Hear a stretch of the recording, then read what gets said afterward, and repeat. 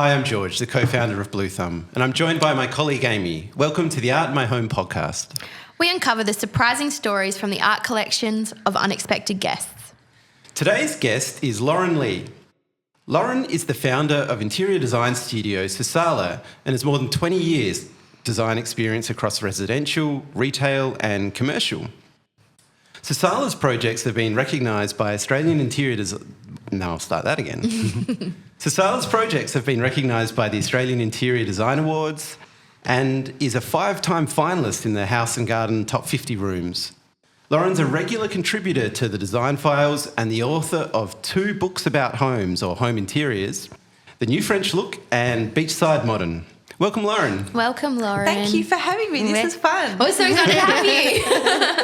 All right, well, let's get into the fun questions. Can you describe your home to us? What's the decor, theme, overall vibe of it? Overall vibe is relaxed. Yeah, love. Because it's a family home, I just don't want to be so uptight about things. Mm-hmm. But we like to, carve out little spaces and make them look good. Mm-hmm. But it's a house that was built in 1961. So it's a great sort of mid-century, good bones, lots of big windows. Beautiful. Yeah, so we are just homebodies. We never want to leave the house. I can't blame you in this weather as well. I know, exactly. So, we just, like spending time at home and putting the fire on, all that sort of stuff. Oh, it's lovely.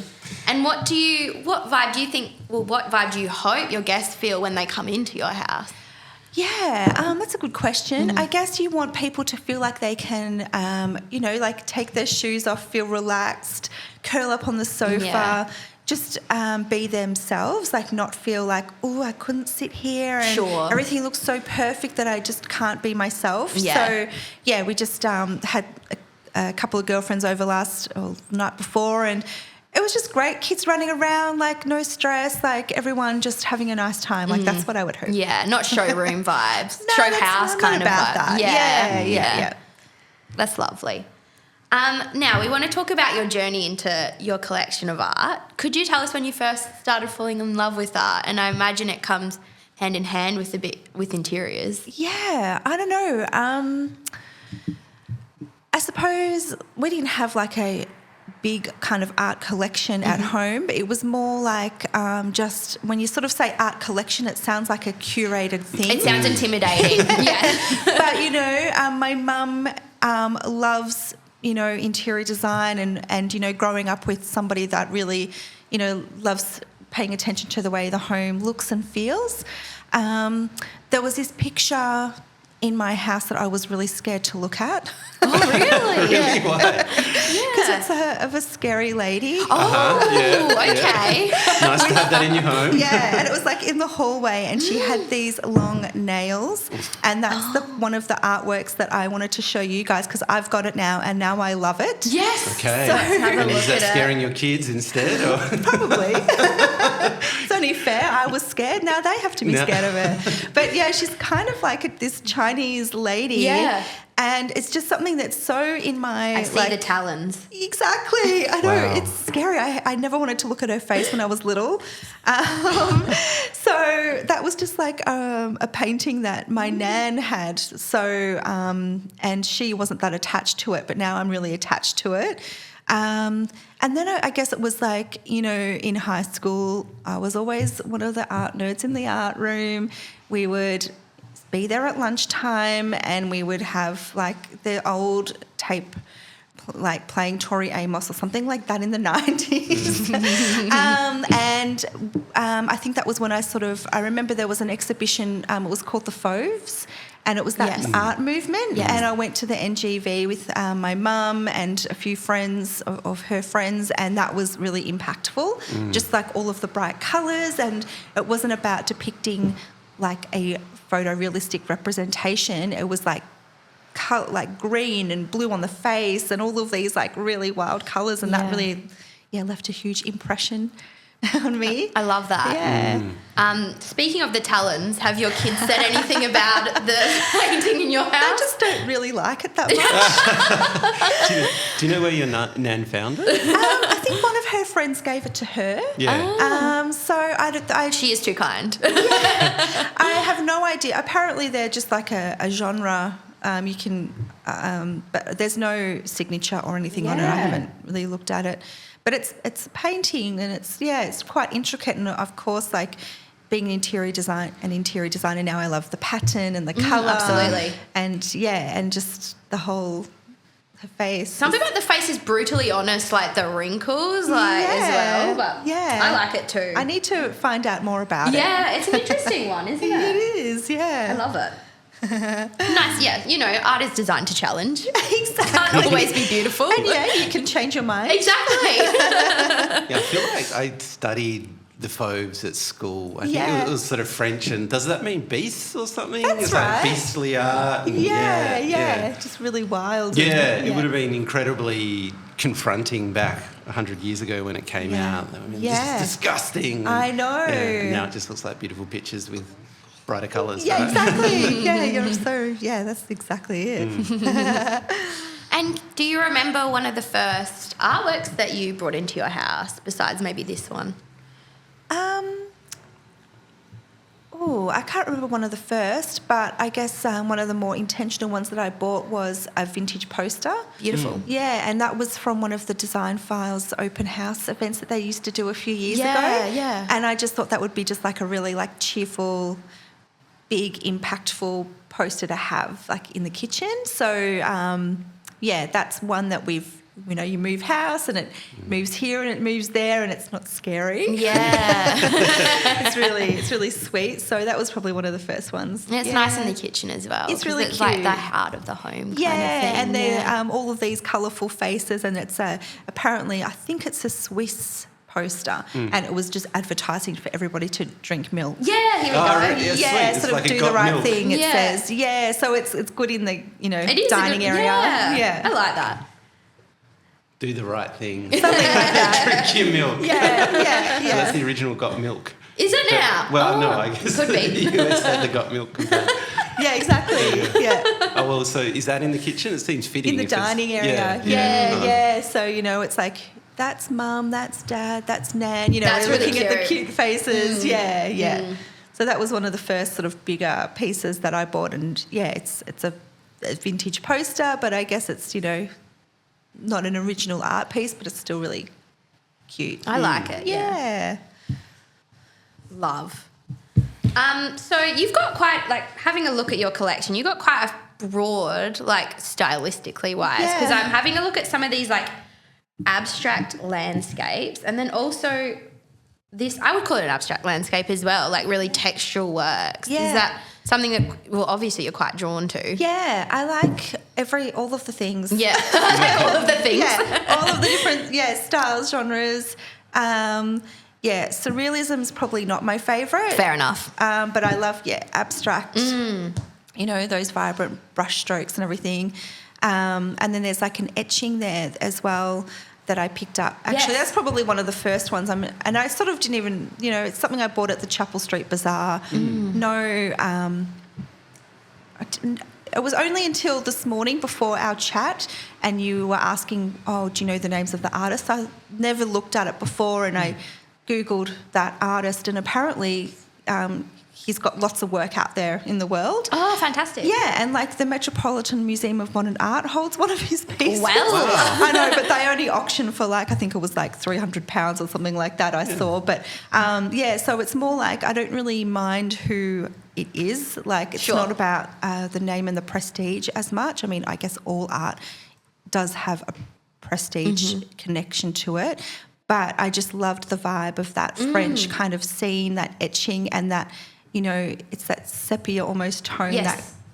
They're like coffee stain kind of. Yeah, exactly, of the paper. And just a little everyday scene somewhere tucked away in Paris that's, it's really sort of romantic, and, I love that too. Yeah.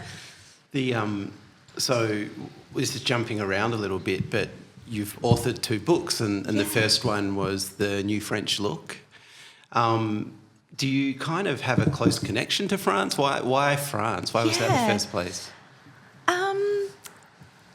I mean, I wish I could go more often. Yes, don't we all? I know. Yeah. But it's just putting on a 20-kilo backpack when you're 21 and going over with a girlfriend and just like having the best time of our lives, touring around France. We went to, Paris, we went to Toulouse, we went to La Rochelle, we went to Nice, we went to all these places. That was it. I was like, oh my God. And staying at some of these, I guess, was before Airbnb, but, into somebody's sort of home. Yeah. It was just amazing. And then, the next couple of times I went with my husband, and then I went, I was living in London and just having all those different experiences in different stage of life, I guess. But I think the thing that I love about the French style is that it's lived in. Like, what I was saying with my home, I don't want it to feel really uptight. Sure. And they just live with art in their home. It's not just like always above the mantelpiece in like a one prized position. It's like above a doorway, it's in the bathroom, it's like in the kitchen, it's just everywhere. So I just love that whole like ease of living with art. Surrounding via as well.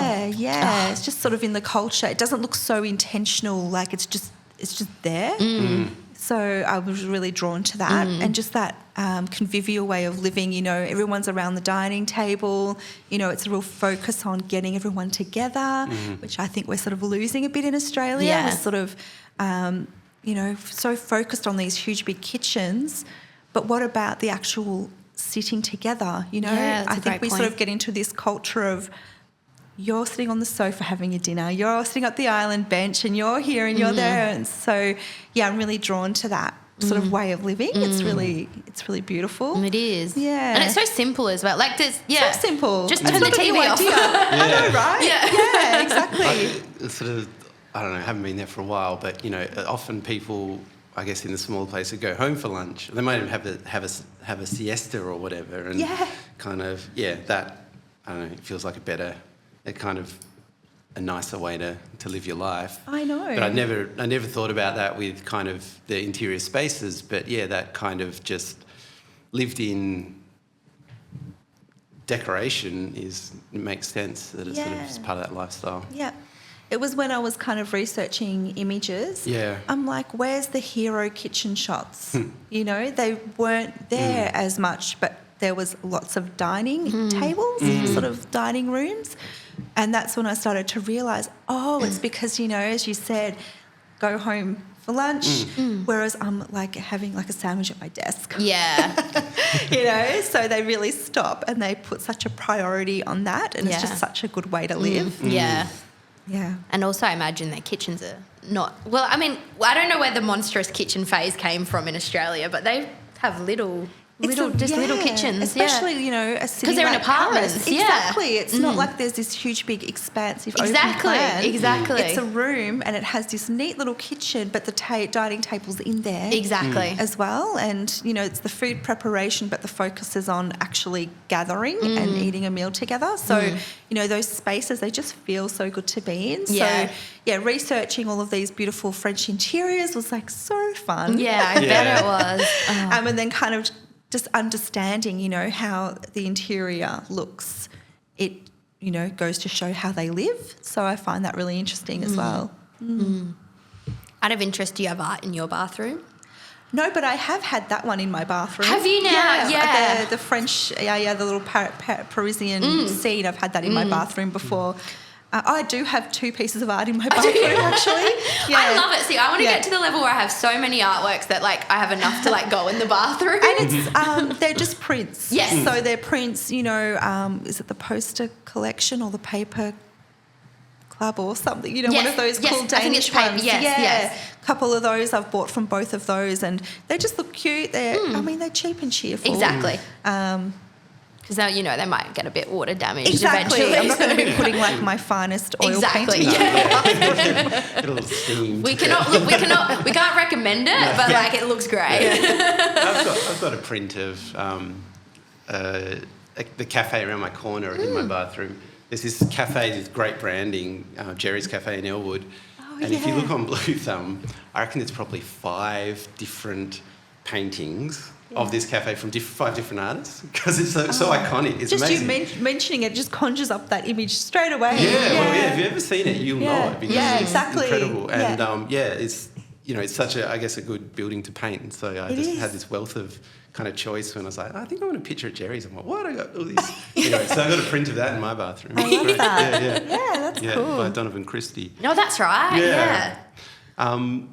And so it sounds like you just collect what you love, or you sort of see something and you're like, yep, this is right, instead of like, this is an artist I'm passionate about, I want like 5 of their works or whatever, which is how I buy art too. I think it is. It's just, Chapel Street Bazaar, like, I'm not looking for an artwork, but, that looks interesting. So it's more just... connection. Yeah. Always having your radar on for it, I guess. True. Yeah, true.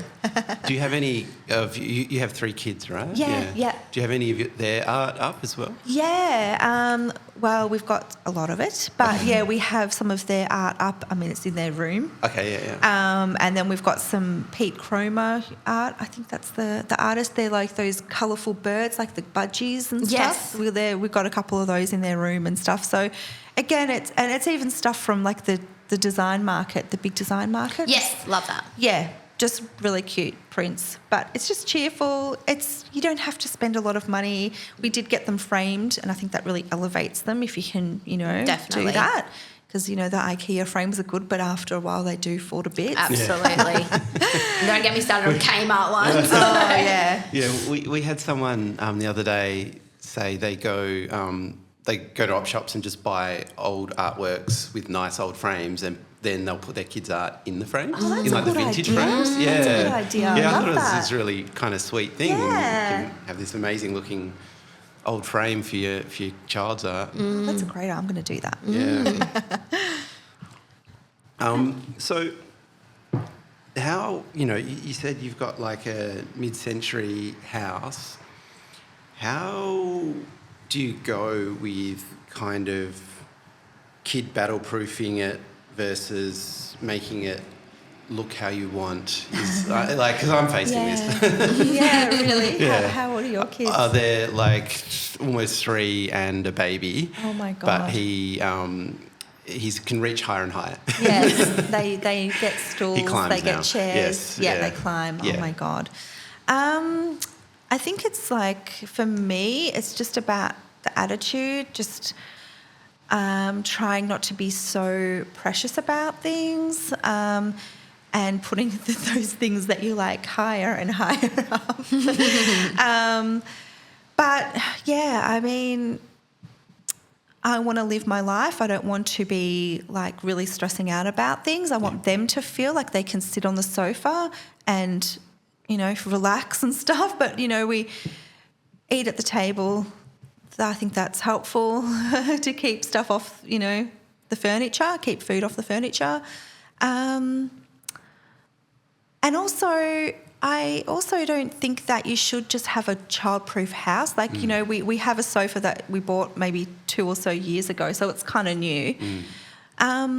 Respect that. Please don't, spill your milk on there. Don't bring your milk on there, or... I think it's also good just to have kids be able to, live in a home and respect those things as well. Yeah. You don't have to wait until the kids are, grown up to invest in some nice pieces of furniture.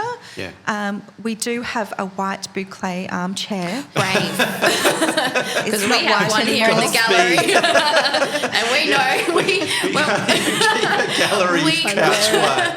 The first gallery opening we did with this boucle cream couch, we went full Italian nonna on it and got plastic from right. Yeah, the we sports. did, didn't we? What was it? Oh, a Sportscraft or something, and covered it. And people were like, "What are you doing?" We're like, "Well, we're offering red wine, so don't." Yes, I hear what you're saying. Yeah, I don't know. It's got an overall kind of layer of different shades now. Different shades of white on there. Yeah. textural. It is but textural. It's like so comfortable, and you know, they sit on it, they read on it, it's used. And the way I see it is that, okay, well, this is great because in a couple of years I'm going to get to recover it. Exactly. So, and we used to have a studio on Chapel Street, so that's why we sort of bought it for our studio. Yeah, sure. And then we closed that down during COVID, so obviously all that stuff accumulates into your own home. Sure. So it wasn't like I intentionally thought we would have it in our home when I bought it, but I love it. So, and I want them to use it. I want them to sit on it. It's like, as I said, really comfortable, and it's for sitting in. So, I should look at some new fabrics. But as a designer, what is your thought on boucle in general? Like, I was thinking about that the other day. yeah, actually. I've been thinking a lot about it. I'm like, is this the demon's fabric or like? Well, I have to say the chair that I've got, it was from Fred International, and it's this beautiful brand called Foggier. So the boucle that they've got on there is just a beautiful quality fabric. Yeah. And there's lots of different qualities of boucle fabric. I wonder if boucle is a fabric staple like linen and velvet, or if it is a trend. Yes. And I think, you know, the white boucle, we have seen it in Kmart. We've seen it so often that unfortunately it has been, I don't know, it's cheapened it. Yeah. Yeah. Is it a bit overdone? It's overdone. Yeah. But having said that, it still looks beautiful. It looks great. I think that's why everyone likes it, because it does look great, at least when it was white. In its original state, it looks great. Yeah, 3 years down the track. seems like a good idea at the time.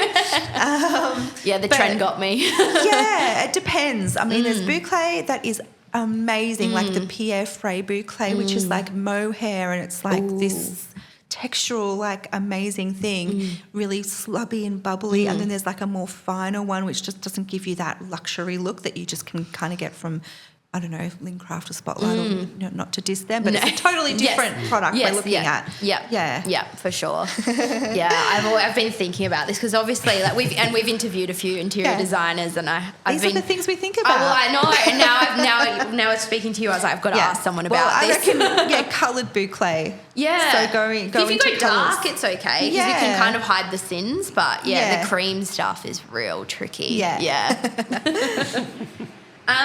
Is there a piece of artwork that you've seen that you've let get away from you? Oh, that's a good question. I guess like all the time. Yeah, fair enough. Due to price point. Yeah, fair enough. So, I mean, my inbox is full of gallery emails. Sure. So I sign up to all of those because they're a beautiful email to get in your Yes. inbox. One of these artists that I love, her name is Eleanor Louise Butt. She has just wrapped up an exhibition, and I want all of her pieces. Her name sounds familiar to me. Yeah, she does really beautiful abstract artwork, but the colours are these citrusy yellows and these muddy kind of browns, and it's just, I love the whole vibe. She did these bronze pieces as well. I want all of them. But, you know, it is something that you do have to invest in. Of course. You know, in that right point in time. So, you know, I'll get there. Yeah, for sure. It's a one-day kind of thing. Yeah. Fair enough. All right. And do you have any artists? Okay, well, I guess Eleanor would be probably the best, but I was going to ask if you have any artists on your radar for collecting in the future. And then probably in turn, we can take that for like what artists you would use for your clients as well. Is any that you would suggest? Yeah.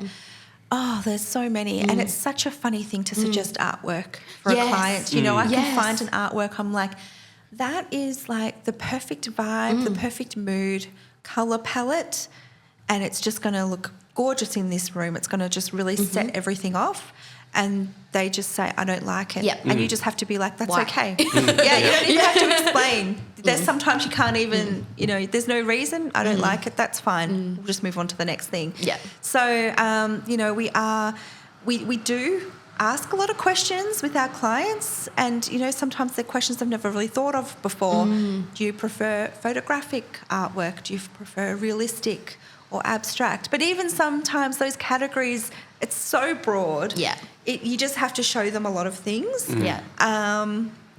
But yeah, there are some artists that I do want to show my clients. Oh, can I just look them up? Oh, Yeah, of course. yeah, Yeah, absolutely. Prepared. No, not at all.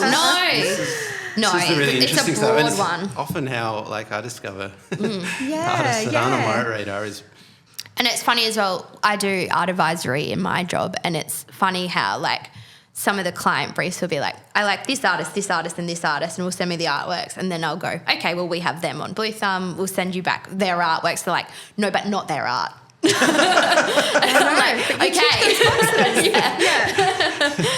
not exactly them. Yeah, not them, but Almost that them. vibe, but not them. So, yeah, and you just have to be like, Okay, sure. yeah.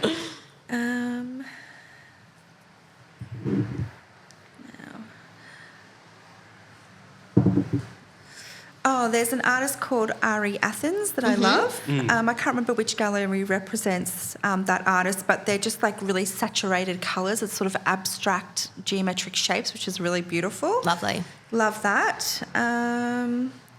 There's one in particular I'm trying to find.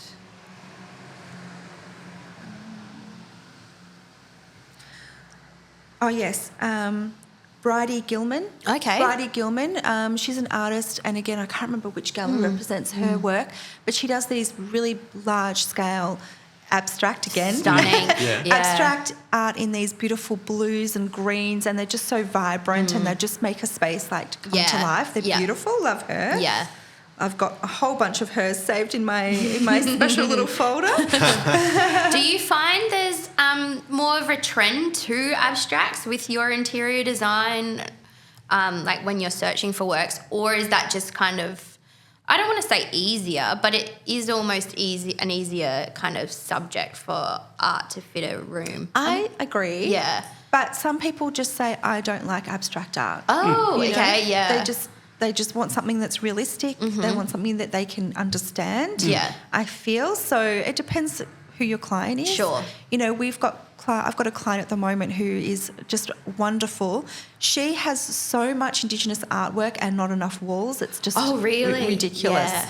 So, you know, she's really passionate about buying Indigenous really art. beautiful Indigenous art, and it's really colourful. Yes. So it's in the acrylics and everything, all Yes. the beautiful bright colours. And that's something that, you know, obviously she's got that. So let's create the interiors as a bit of a backdrop to that. Yeah, for sure. It just depends, doesn't it? Yeah. And then you have some clients that have just got a few artworks they've just kind of always had, and they're not really that attached, and they're open. They're just open to ideas and suggestions, and you kind of can go on that journey with them. Yeah, for sure. Which I'm sure, you know how that kind of goes. There's another artist that I love. Her name's Clara Adolphs. Clara Adolphs. And she does these water-themed artworks. Beautiful. And they're like people swimming, and there's like this really beautiful use of like white space in there. So unpainted canvas, and they're just sublime. Yeah. So, but yeah, it just depends. And you sometimes do like, okay, well, we're doing a beach house, so we'll do. It's like, is it too cliche? Yeah, no, not at all. Very But, nice. yeah. No, and that's funny because some clients are like, oh, thank you. Oh, thank you. Oh yeah. That, mate, yeah. I love that. Oh, Yeah. thank you. They're so beautiful, aren't they? Yeah.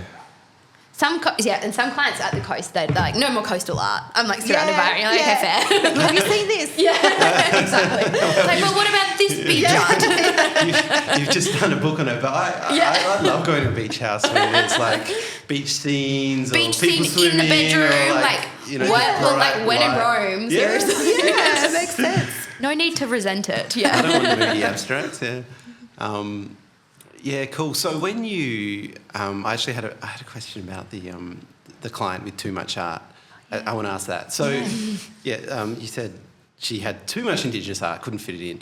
Do you just go, okay, it's all kind of salon studio walls now, we're just jamming in, or what? How do you solve that? That's what we're working on now. So she has art here and there that she's just renovated her property and bringing in that artwork, and we're going to figure it out. And it's that balance of, you know, being able to display those key pieces. But it's sort of like a Victorian workers' cottage, like a really cute little house in Carlton. So there's a fair bit of wall space in those places. Yeah. And there's a whole, hallway right down the house as it goes. So you actually have a good opportunity to display a lot of artwork. My place being a mid-century house, there's lots of window. Yeah. Actually don't have that much wall space, so that's why it goes into the bathroom and these places. Say no more.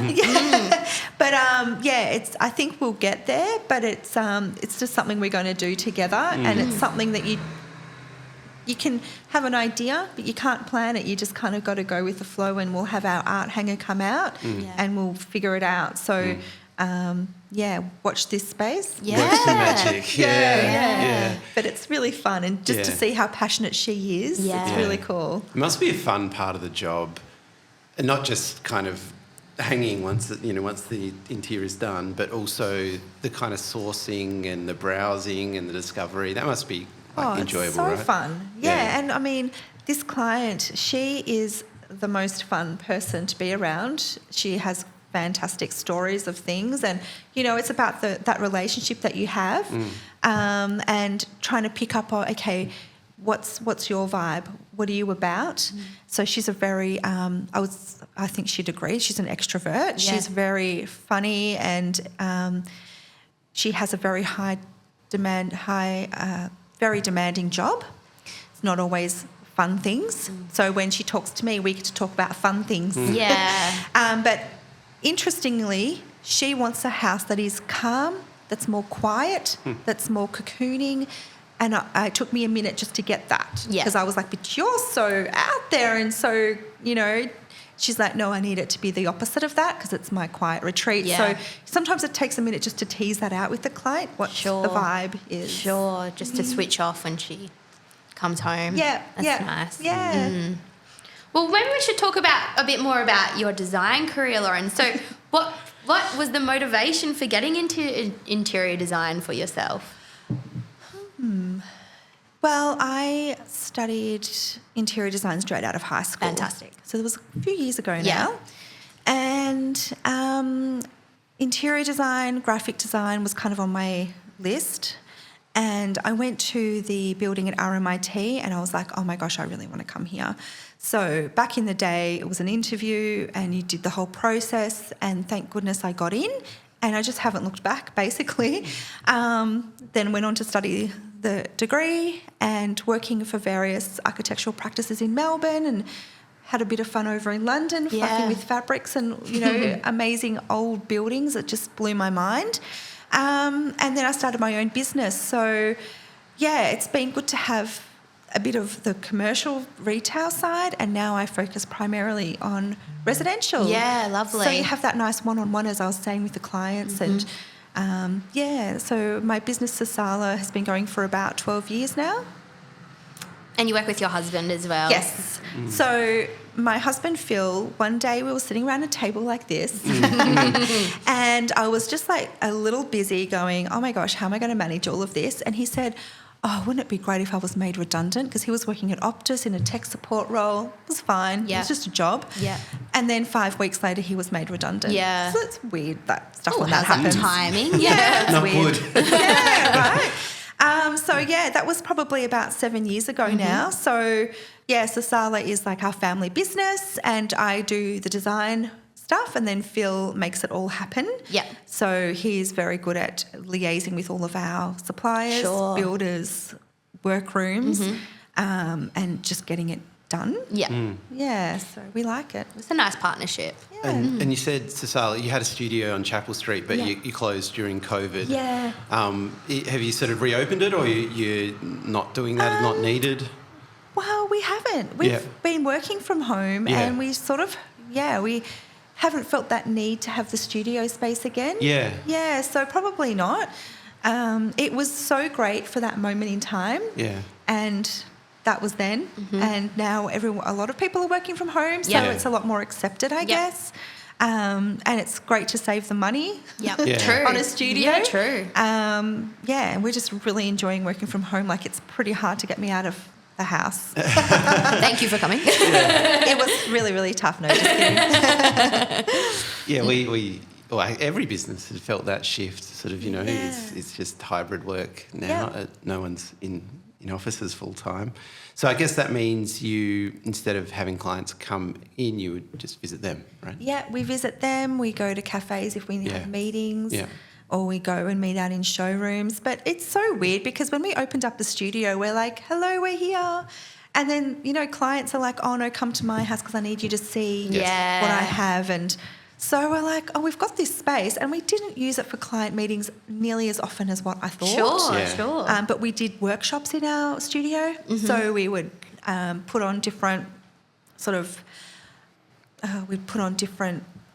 what do we call them? We put on different studio sessions, we called them. Your mentoring sessions. Yeah. So we would teach a bunch of interior designers how to use SketchUp, software, Photoshop or InDesign, things like that. Or we have days where we would talk about marketing and how to get published, and we'd bring in guests. So we did all of that kind of live in the studio. Yeah. And that was just so fun because a lot of us, we work on our own and get us all around a table and...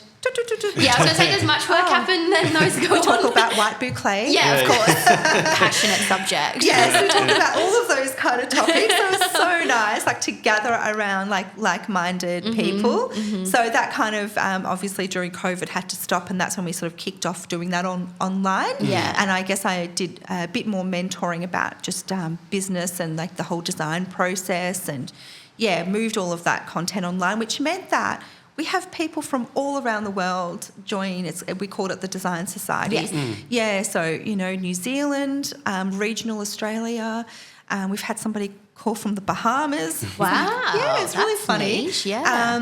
The UK. So anyway, so that's, we just catch up online on Zoom, and I guess that's more inclusive in that way. Try to do in-person events every now and then. We had one in Sydney maybe a month ago. Beautiful. And that was at the Ace Hotel, and it was just the best day. So it's fun. It's fun to connect with other designers because we all go through the same stuff. We're all trying to figure all this out and trying to figure out how to run a profitable business. How do you deal with this builder when this happens? How do you get your stuff in a magazine? How does that all happen? And we can be a little bit of a closed book in this industry, so I'm trying to change that in my small way because I think if we can all learn how to be better designers and serve our clients better, then that just benefits all of us. For sure. So that's been kind of another little offshoot of the business as well. Lovely. Yeah, you're actually a quite prolific sort of content person. You've done 2 books, you have Design Society, you write for Design Files, and your Instagram is a popular design Instagram, and it's got I'd say almost educational content really. You explain design themes in kind of bite-sized chunks that I follow a bunch of those. I love the Architectural Digest and all sorts of that kind of home porny stuff. Yeah. With Instagram specifically, do you do that because people find Sisällä through it, or just because you like it, or it'd be a bit of work? Well, I just wanted to do a bit of an experiment. So thanks for noticing. Yeah, well, you got a lot of followers and you get a lot of engagement. It's clearly resonating. Well, I think with the books, they're all about. I have my friend in mind who's not a designer.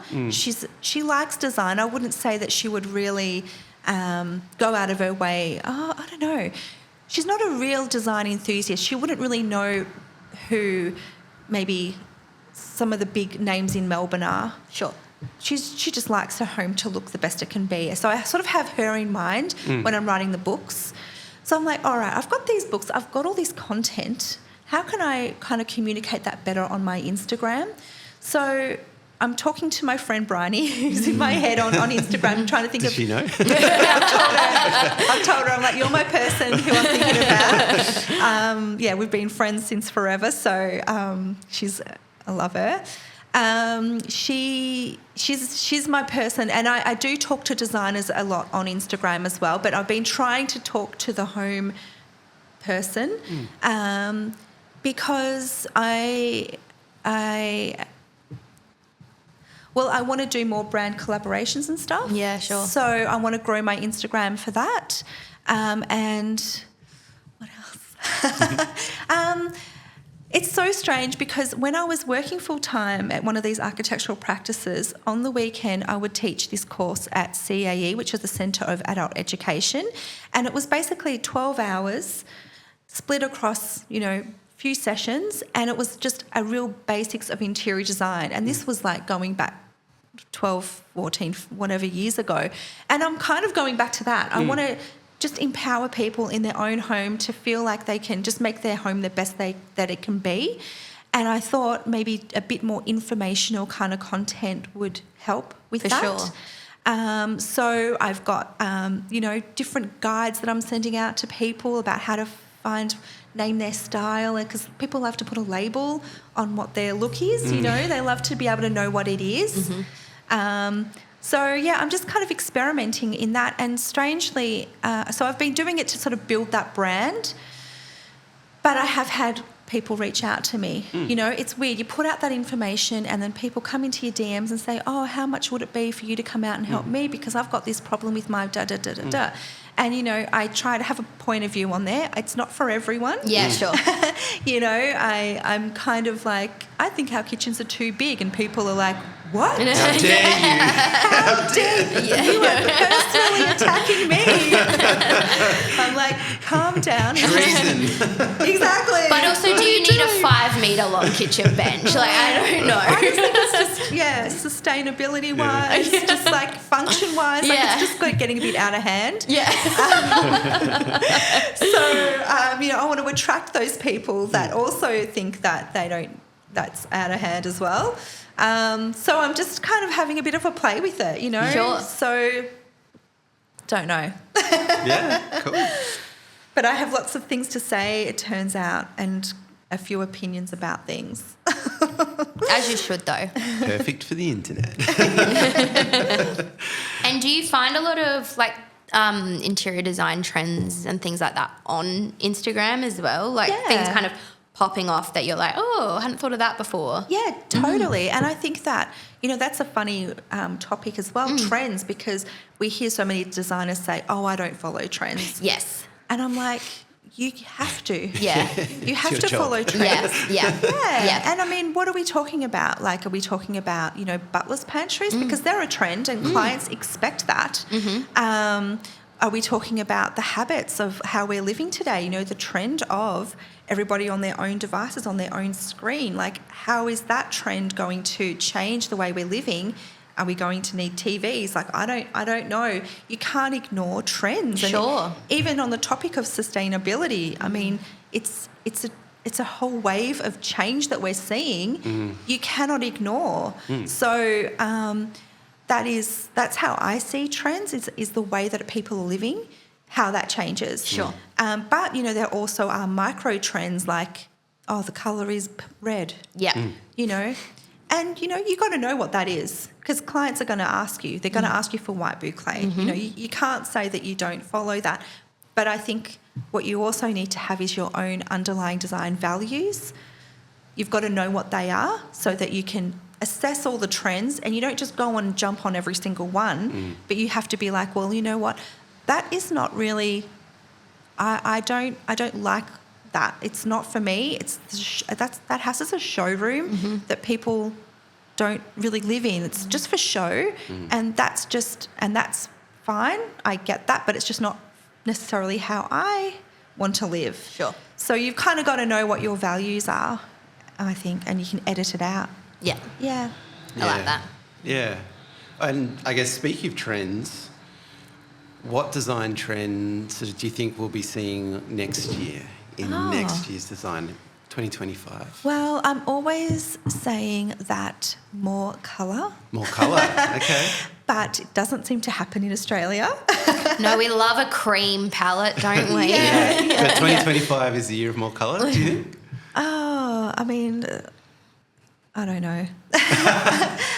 Let me think. I've been infiltrated by Nancy Meyer's Coastal Chic. Yes. A little bit of colour. Well, again, I mean, they're lived in. They are. Well, it is very lived in. Yeah, Yes. because they're lived in. I hope that we will have an appreciation of more natural materials. So I think with, these engineered stones having to be phased out, we're sort of scratching our heads thinking, what are we going to use now? Well, natural stone is such a beautiful surface to work on, and it's just getting that education across to the clients, to the end user, on how to maintain that, because they get really, really, really scared about it. But you don't have to be scared. Sure. And just layering in more texture. So, I think we're seeing the tail end of these white kitchens where it's just flat white panels. I think we need to have more texture in there. There's ways to do white kitchens. You can do a bit more mood atmospheric lighting. You can kind of decorate the kitchen in a way, which I just mean you will have aesthetic appliances on display. It doesn't always have to be hidden. Yeah, it's sure. Just, you've got your copper pots hanging from a Love rail. that. Just Love. looked lived in, I think, is what I am drawn to. Yeah. And I'm not drawn to these sterile spaces that are sort of for show. Yeah, for sure. But that's a whole thing, and a lot of people love that, and that they can do that. It's just not what I prefer. No, for sure. Yeah. And that is when you say sort of hanging copper cookware, I immediately think of French kitchens, actually. True. I don't know why, but yeah. Yeah. And what about for you and Sisällä? Have you got any more books on the horizon or any other projects cooking? Yes, we are talking about the next book. Okay. I just need a minute.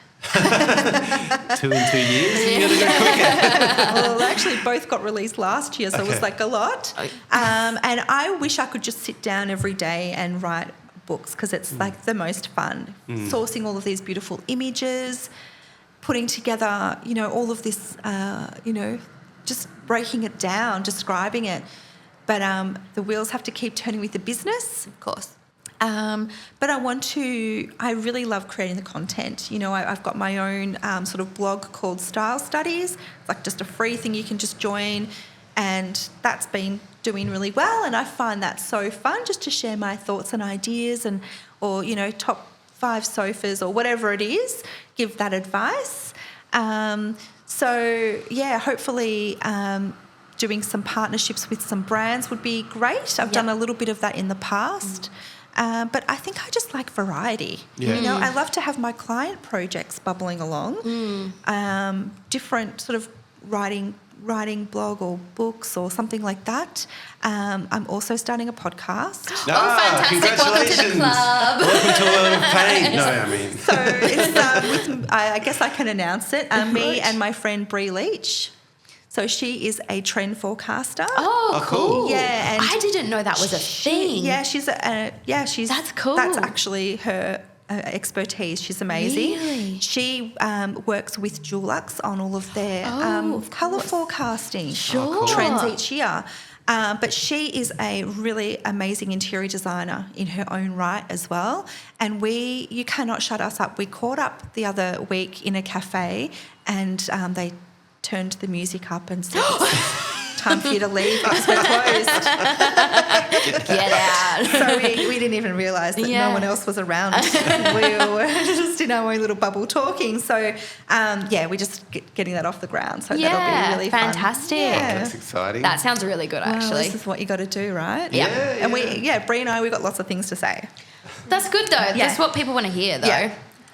I want to hear about a trend Oh, forecaster. I do too. I'm so fascinated I'm so about fascinated. Yeah. She's amazing. How The do way you get the authority to be like a trend forecaster? Well, she travels. She travels all around the world, and Yeah. it's not just about looking at what's happening in design. It's like foresight. Yeah, Like, it's coming. what's happening in the world. What does Yeah. it mean when this is happening? I mean, this year, 2024, apparently there are the most elections, and most people than ever are going to be voting. So, we've got France's election, we've got the UK, obviously in the US. Yeah. I think ours is next year. Yeah. I don't know. It could be soon. It could be next year. Yeah. So what does that mean? I feel like at the minute the world is at a point of change.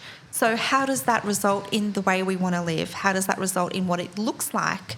So she looks at it as a much bigger picture than, Is it cream or white? It's amazing. These incredible political upheaval. What does that mean for the Paint colours. Yeah, my God. interior in I the didn't living want to room? be in their home. Yeah. How does that make them feel with all this unsettled sort of vibe out there? Like Fascinating. Yeah, Wow. so fascinating. Yeah. So we'll have some great chats. Yeah, Yeah, for sure. No, that Yeah. does. That sounds super interesting. Gosh, I look can't forward wait. to that. That sounds really good. What are you going to call it? We don't know yet. TBC. Okay. Fantastic. Awesome. All right. Well, thank you so much for coming in. Oh, This has thank been a you. great chat. Oh, thanks. Yeah, fascinating. Great, Yeah. really good chat. Oh, good. Thank you guys so much. No worries. And cut. We didn't do the clap at the Oh, well, start. too bad. Again. I cut. We need to take a picture. We always forget yes, to get a picture. yes. We'll take one in the gallery. If Yes. That's all right. Cool. Yeah. For our little thumbnails and stuff. Okay, Yeah. cool. I hope that was okay. That was great. You might have to edit No, out that some was so ums good. and ahs and No, stuff. That Okay. was So really good. No, really Hopefully not interesting. too much editing work for you. No. There won't be. That Okay. was Oh, that okay, was really good. good. Like, we've had podcasts that are like 20 minutes long. So, like, No, yeah, for it's- chatting for an hour is good. Oh my And God, that went quick. Yeah. No, that'll be really interesting for our folks. hope so. Because just like you're saying on Instagram, our collectors aren't necessarily don't think of themselves as art collectors generally, because we surveyed them and most of them, the vast majority said, I'm not an art collector. Are you an art collector? And 88% I think said no. Yeah. Even though these were people who've bought more than one artwork through us. Yeah, that's funny, isn't Yeah. it? It sounds like a huge, big deal to say. Yeah, that you're an exactly. art It sounds like you have collector. to know so much to say that, but they are, and so it's this sort of the educational stuff. I think is super interesting. I think we need to like break down the word collector as well, because literally I think for us, we're coming in as meaning like your small collection of works, but I think the title art collector is just so like, oh, that's a big deal kind of thing. But actually we're just here to talk about your collection. Yeah. So I think that's where it sounds, the intimidation factor is there. But And also really- homes, like most of our buyers sort of are just kind of decorating their space. Yes. They're not there trying to It's not their have a cohesive superannuation collection. fund or Yeah, something. exactly, I thought maybe yeah. that French one might have been my superannuation fund. I was like, Sit on it. £300. 300. Is it missing 3 zeros? Oh no, damn. one day you'll find your Having my Monet. Antiques Roadshow moment, I was like, Yeah. "Phew." I don't reckon it'll be in Australia, sadly, but you know. Yeah, is it in the Met or something? It's Yeah, like, no. where you go on what's that? Antiques Roadshow. Yeah. You're the deflated one. Yeah. Oh, I still love it. Yeah. No, you don't. Oh, So good. beautiful. All right, let me stop that.